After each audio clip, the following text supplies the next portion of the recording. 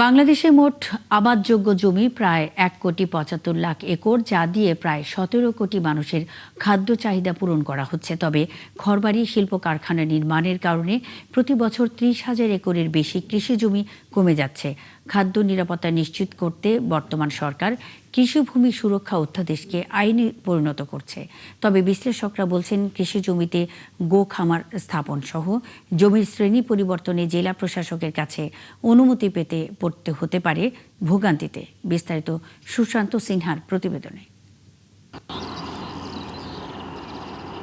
পরিসংখ্যান ব্যুরোর তথ্য অনুযায়ী বাংলাদেশে কৃষি জমির পরিমাণ প্রায় ১,৮৫,০০,০০০ থেকে ২ কোটি একরের মধ্যে। এর মধ্যে আবাদযোগ্য কৃষি জমির পরিমাণ ১,৭৫,০০,০০০ একর। কিন্তু জনসংখ্যা বৃদ্ধির কারণে ঘরবাড়ি, শিল্প কলকারখানা ও সড়ক নির্মাণ এবং নদী ভাঙনের কারণে প্রতি বছর ৩০,০০০ একরের বেশি জমি অকৃষি খাতে চলে যাচ্ছে। ৭২ ঘন্টা ময়েশ্চার লক সমৃদ্ধ লিলি বডি ওয়াশ, শিয়া বাটারের গুডনেস স্কিন রিপেয়ার করে রাখে সফট ও গ্লোয়িং। অন্যদিকে দেশের প্রায় ৮,০০০ ইটভাটায় ইট তৈরির জন্য ৬,০০০ একর জমির উর্বরা মাটি বা টপসয়েল নষ্ট হচ্ছে।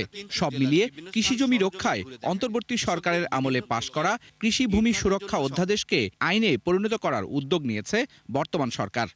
আমাদের সবচেয়ে বড় সমস্যা হলো জনপ্রতি কৃষি জমির পরিমাণ খুবই কম, মাত্র ১১ শতক। তো একটা স্বাভাবিকভাবে একটা পরিবার বেঁচে থাকার জন্য কমপক্ষে ৩৩ শতক জমি দরকার। তো সেই ক্ষেত্রে আমরা অনেক পিছিয়ে আছি। তারপরে যদি কৃষি জমিটা উৎপাদনশীল কাজে ব্যবহার না করে উৎপাদনের বাইরে চলে যায়, তাহলে আমাদের খাদ্যের ঘাটতি সৃষ্টি হবে। কৃষিভূমি সুরক্ষা অধ্যাদেশ অনুযায়ী কৃষিভূমি ও জলাধার থেকে মাটি অপসারণ বা ভরাট করে আবাসন, রিসোর্ট, শিল্প কলকারখানা বা অনুরূপ কোনো বাণিজ্যিক স্থাপনা নির্মাণ করলে তা হবে শাস্তিযোগ্য অপরাধ। জমির শ্রেণী পরিবর্তন করতে হলে অনুমতি নিতে হবে জেলা প্রশাসকের কাছ থেকে। এতে কৃষিকেন্দ্রিক শিল্প, পোল্ট্রি খামার, মৎস্য চাষ ও গবাদি পশুর খামার করার উদ্যোগ জটিলতায় পড়তে পারে বলে শঙ্কা বিশ্লেষকদের। যেখানে ফসল কৃষি হয় সেখানে আর কিছু করা যাবে না, তাহলে কিন্তু একটা বিরাট প্রবলেম, বিরাট সমস্যা।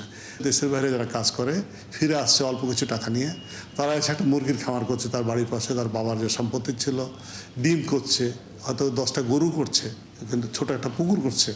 আমরা যদি এগুলোকে অকৃষি বলি তাহলে কিন্তু একটা সমস্যা তৈরি হবে। এই অ্যাক্টিভিটিস বা যে গ্রোথটা যেটা হচ্ছে সেটা কিন্তু বন্ধ হয়ে যাবে, এবং এটাকে কেয়ারফুলি কনসিডার করতে হবে এবং এটাকে ইনক্লুড করতে হবে আমার কৃষির ডেফিনেশনে পুরো সেক্টরটাকে। উন্নয়ন এবং যে সুরক্ষা তাদের মধ্যে ব্যালেন্স করা, 2 বা ততোধিক ফসলি কৃষি জমি কনভার্সন করা নিষিদ্ধ। কিন্তু সরকার এটাও বলেছে যে 10% কৃষি জমি তাদের প্রয়োজনে তারা গ্রহণ করতে পারবে। তাহলে এখানে যেটা দাঁড়াচ্ছে যে কোনটা প্রজেক্ট অপরিহার্য এবং কোনটা অপরিহার্য নয়, সেটা নির্ণয়ের ক্ষেত্রে কিন্তু আপনার যে প্রয়োগকারী মন্ত্রণালয় এবং সুরক্ষার যে কর্তৃপক্ষ তাদের মধ্যে আইনি জটিলতা তৈরি হবে। তো সেটা কিভাবে অ্যাড্রেস করা যেতে পারে তারও একটা এখানে কিন্তু কিছুটাই একটা পয়েন্ট আসা উচিত। তবে এই অধ্যাদেশটি রাঙামাটি, বান্দরবন ও খাগড়াছড়ি ছাড়া সমগ্র বাংলাদেশের জন্য প্রযোজ্য হবে। সুশান্ত সিনহা, ৭১, ঢাকা।